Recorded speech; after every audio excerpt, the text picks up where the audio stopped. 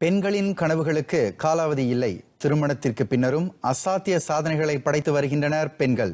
பெண்களின் ஆளுமை அடுத்த பரிமாணத்தை நோக்கி பயணித்துக் கொண்டிருப்பதை மெய்ப்பித்திருக்கிறார். அண்மையில் திருமதி உலக அழகி போட்டியில் 3ஆம் நிலையில் வாகை சூடிய கோகிலம் கதிர்வேலு.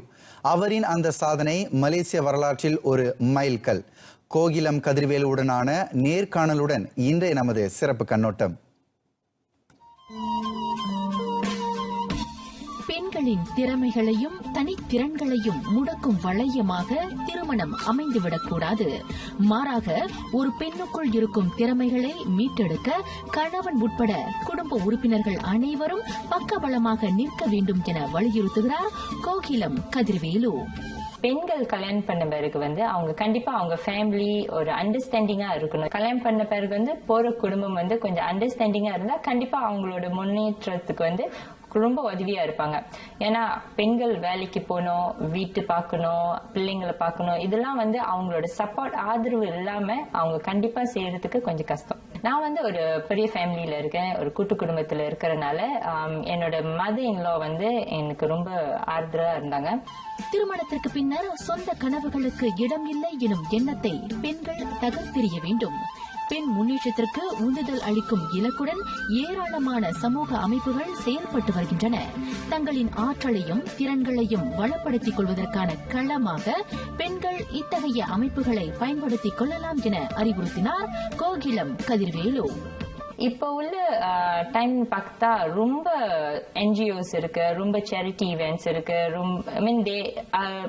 இட் வுட் சே ரொம்ப வைடா ஆகிக்கிட்டு இருக்கு. ஏன்னா பெண்கள் இப்ப மிந்தி மாதிரி வீட்டுல இருக்கிறது இல்ல, ரொம்ப பேர் வேலைக்கு போறாங்க. அண்ட் ரொம்ப இந்த மாதிரி ஒரு ஈவென்ட், இந்த மாதிரி ஒரு சேரிட்டி இதுல சொசைட்டில அவங்களும் இருக்காங்கன்னு சொல்லி எடுத்துக்காட்டு மாதிரி ரொம்ப சேரிட்டி இது இருக்கு. சோ அப்படி அவங்களுக்கு இப்ப வெளியுள்ளவங்க அப்படி நானும் அந்த மாதிரி ஒரு ஈவென்ட்ல இருக்கணும், நானும் இந்த மாதிரி தெரியணும்னா அவங்க they have to identify எது அவங்களுக்கு கரெக்டா வருதுன்னு சொல்லி ஐடென்டிஃபை பண்ணும். ஏன்னா எல்லாமே இருக்கு, எல்லாத்துலயும் போய் ஜாயின் பண்ண முடியாதுல்ல. சோ அவங்க இப்ப அவங்களோட பேஷன் என்ன, இப்ப அவங்க பேஷன் ஒரு பிள்ளைங்க கூட வேலை செய்யணுமா, ஒரு பிள்ளைங்களோட இதுல வேலை செய்யணுமா, அப்ப அந்த பிள்ளைங்களை சம்பந்தப்பட்ட மாதிரி ரொம்ப வெளிய என்ஜிஓஸ் இருக்கு. சோ அந்த மாதிரி அதுல போய் சேரலாம். அதே மாதிரி அவங்க பெரியவங்களுக்கு உதவி செய்யணும். பெரியவங்க எத்தனையோ பேர் இருக்காங்க, ஓல்ட் ஃபோக் ஹோம்ல எல்லாம் இருக்காங்க. சோ அந்த மாதிரி அங்க போய் வேலை செய்யலாம். புதிய வாய்ப்புகள், சமூக ஆதரவு ஆகியன பெண்களின் முன்னேற்றத்திற்கான உந்து சக்திகளாக கருதப்படுகின்றன. அவ்வகையில் இனி பெண்கள் முன்னேற்றம் சார்ந்த திட்டங்களில் தமது ஈடுபாடும் பங்களிப்பும் அதிகம் இருக்கும் என்கிறார் கோகிலம் கதிர்வேலு.